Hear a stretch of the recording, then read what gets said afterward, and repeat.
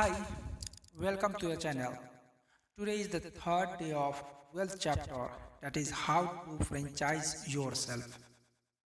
If you are new on the channel, subscribe the channel and press bell icon so that you will get notification about new video upload. Let's start now. Barter, family help and house cleaning. Before we move on, let's look at a couple of other form of getting help. My entire business is a product of extremely beneficial traits, says Brooke Snow, who traded music lessons for photography lessons before going on to teach photography herself. She also traded for website design, video footage, and tech support. These trades have saved me tens of thousands of dollars and have not only transformed my business but are in many ways some of the very reasons I have a business.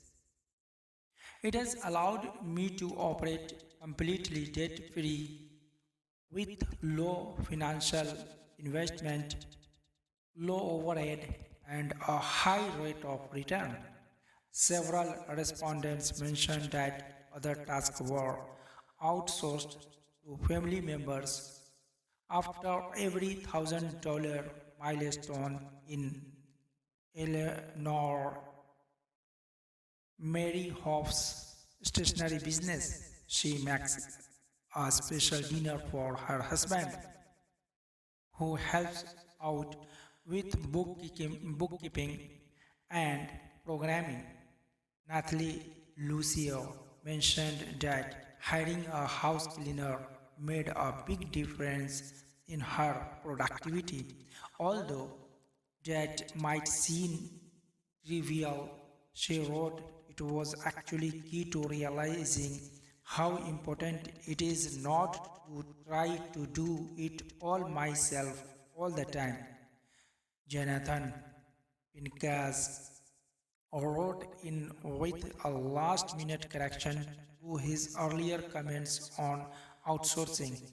He wanted to note that his mother gets the mail twice a week in England and then scans it to forward it electronically. In Murfreesboro, Tennessee, Erika Ominski was a human resources professional for a pharmacy chain and a parent to 2-year-old O'Reilly. Working long hours during the day, she traded off childcare with O'Reilly's father, with Erika taking the weekend shift while he took the weekdays. When she was unexpectedly laid off, the shock gradually turned to relief. Erika had been thinking about starting a service company but never had the time. The goal was to operate a small transcription service, typing up to contents of conference calls, interviews, and meetings for other businesses. Erika first had the idea to provide her service in real time, attending live conferences, typing on the fly, and delivering the contents before the end of the day. She was good at the jobs she took under this arrangement, but there were two problems. Live conference work was scarce and it interfered with her child care needs. Erika was worried about competing as a basic transcription service since many other companies already performed that role. Live transcription was the best differentiator, but Erika found another. adding basic formatting and a nice looking layout to the transcriptions she delivered. Most competitors refused to do any design whatsoever, making clear that their job was just to transcribe. Many of Erica's clients were solopreneurs or other very small businesses, and not everyone had access to a graphic designer or layout person who could take over after receiving a transcription. The differentiation worked.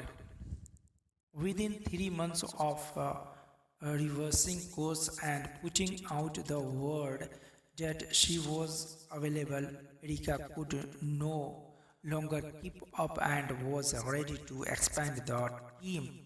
Then she made another key decision not to hire employees but only hire contractors. By building the team on a contract only basis, she had more flexibility to increase or downsize the numbers depending on market needs. This was important because of the way the industry works. From November to May in a recent cycle, she was completely booked up and had to recruit 17 transcriptionists, serving 180 clients plus a virtual assistant to keep everyone on track. But in the summertime, very few businesses need transcription work, so the team shrinks to 4 people. The contractors all understand that the work is cyclical and future projects aren't guaranteed. These days, Rika manages the business without doing any actual transcription herself. She has created a flexible structure that allows her to respond to the market without feeling locked in or overloaded by doing it all herself. The business experienced a testing point in the fall of 2009 when Erika's daughter contracted a bad case of flu, requiring Erika to spend almost her whole time as a caregiver for 3 weeks. It was hard to deal with on a personal level, she says, but fortunately, the team was there to back her up, and most of the business clients didn't even realize she was gone. Really recovered, and Erika went back to work, leaving her delayed on invoices, but thankfully not delayed on actual income. The model of team building through contractors worked. Affiliate programs, the good, the bad, and the lifeless. You are be familiar with affiliate programs in which merchants cooperate with partners to bring in more traffic and sales, or rewarding affiliates with a cut of the earnings. Although a few other businesses had experimented with this model earlier, Amazon.com started the first mainstream associates partnership back in 1996, inviting its customers to join as revenue sharing partner. Since then, almost every major retailer has come up with some kind of affiliate program, as have many small business of all kinds. You can start your own affiliate programs very easily. A 4-step startup guide is available for free at 100startup.com, and this can be easy way to franchise yourself. Do it right, and hundreds of eager affiliates will line up to promote your work. Do it better, though. You will create a true partnership that will bring you steady income over time, no matter what else is happening in your business or the general economy. It works like this. There are two big problems with most affiliate programs. First, the merchants tend to pay very small commissions, leaving little for the affiliate who sent them the referral in the first place. And second, the affiliates tend to do no more than blindly pass over referrals. Big problems create big opportunities. So, good merchant can offer a better program by paying much higher commissions to start with, but also expecting more from the affiliate.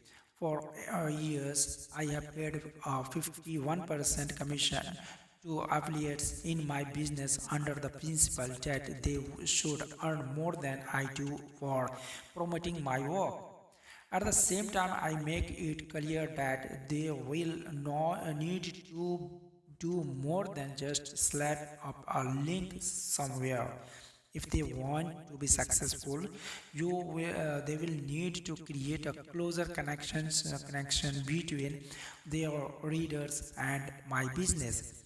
They can do that by using the products themselves, writing reviews, and offering some kind of bonus to the referrals they make. If you structure your affiliate program in a similar manner, you will attract higher quality partnerships, and outsourcing can be a good way to build some businesses, but relying on someone else doesn't always work out as planned. Let's look at a very small business that did not benefit from a contract arrangement.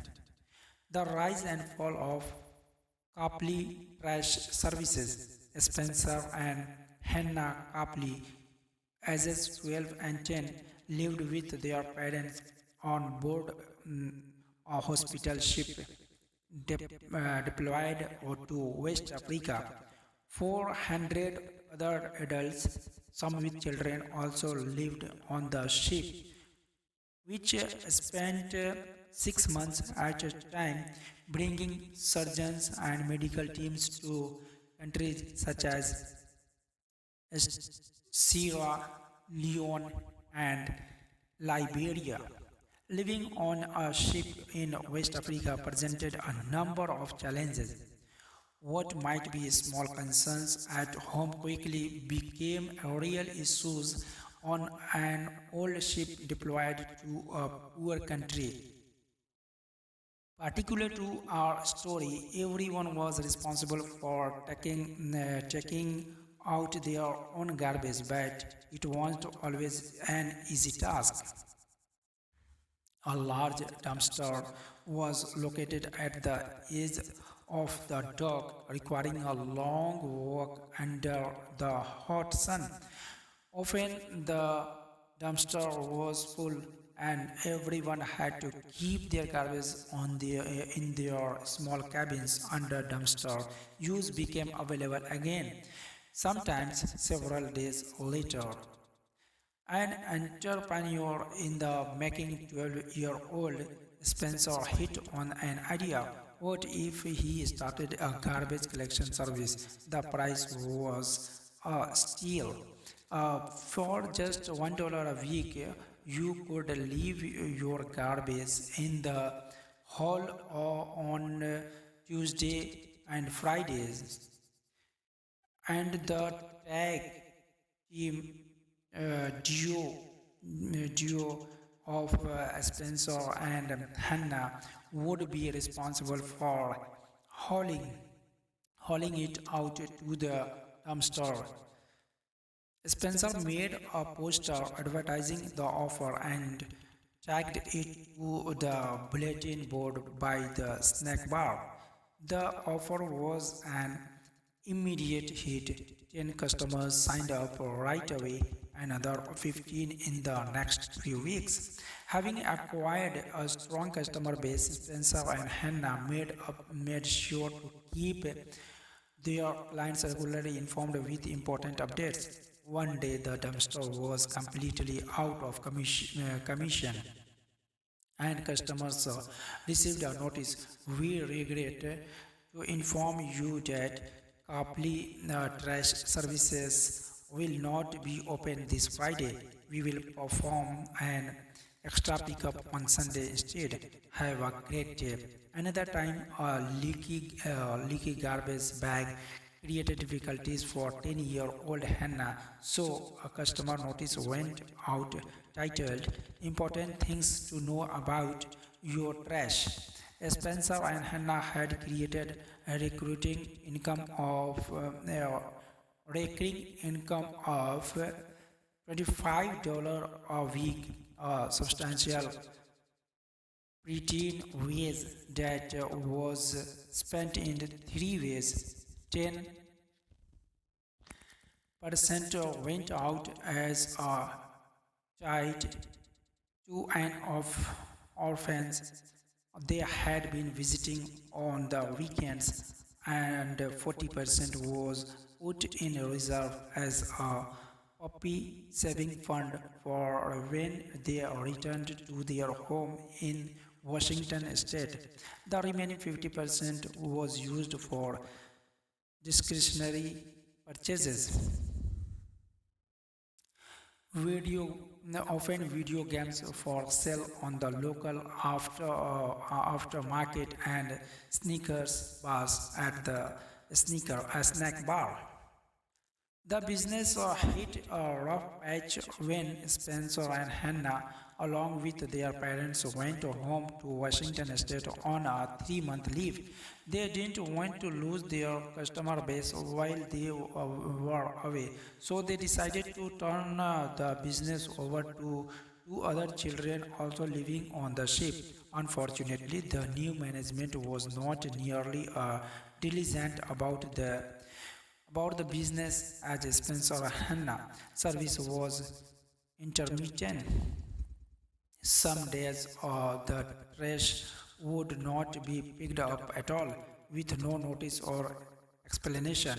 Many customers opted out of their weekly subscription and returned to carrying out their own garbage again.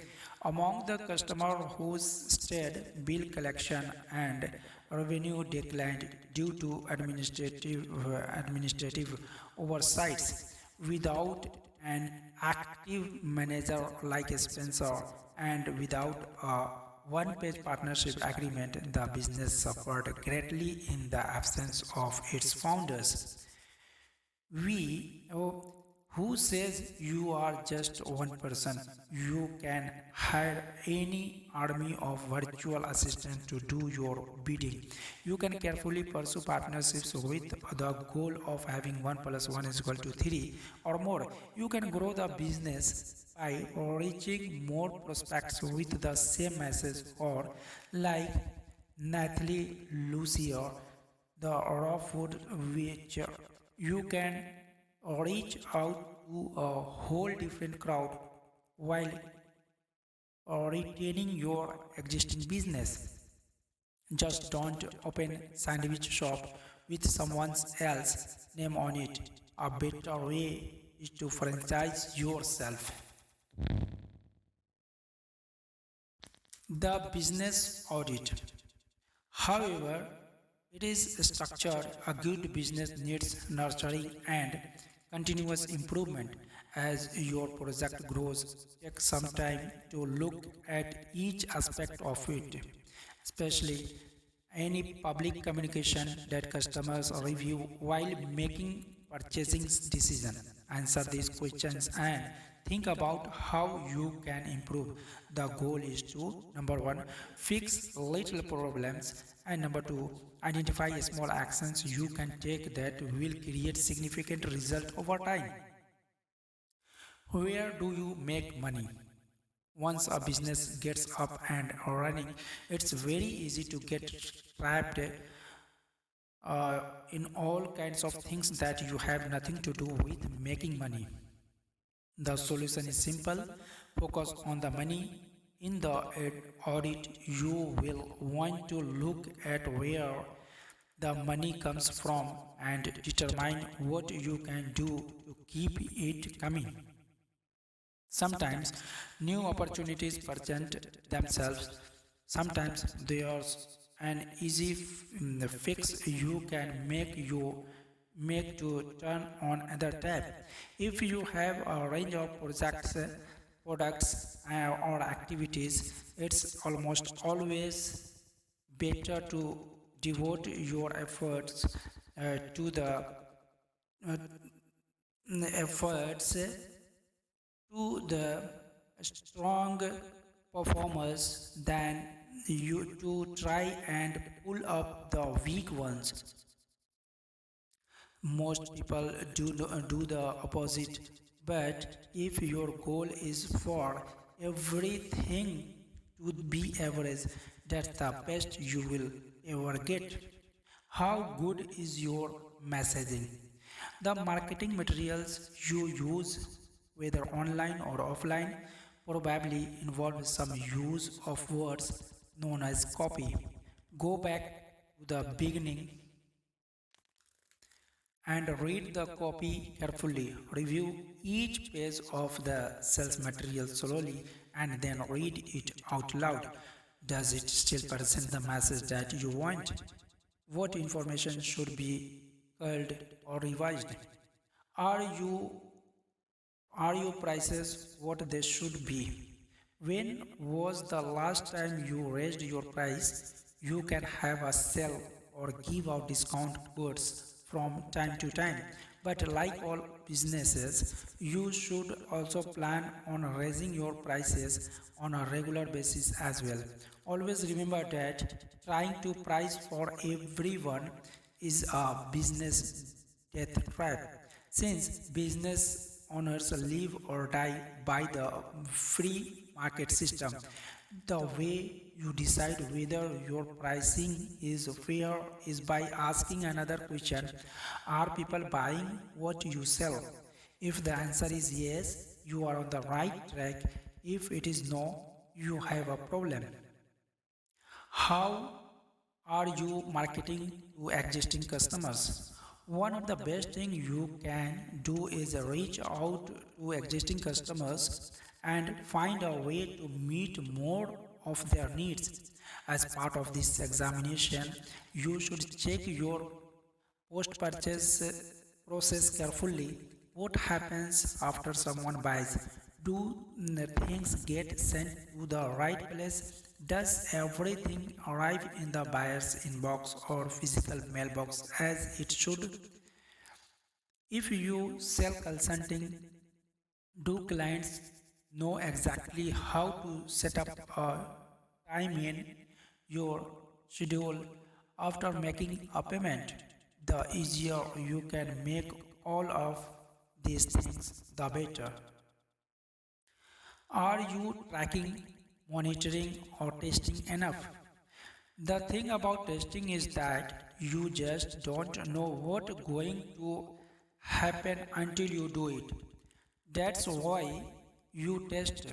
Once I installed up an upsell offer in which customers could get a $50 gift certificate for only $25 after making a purchase.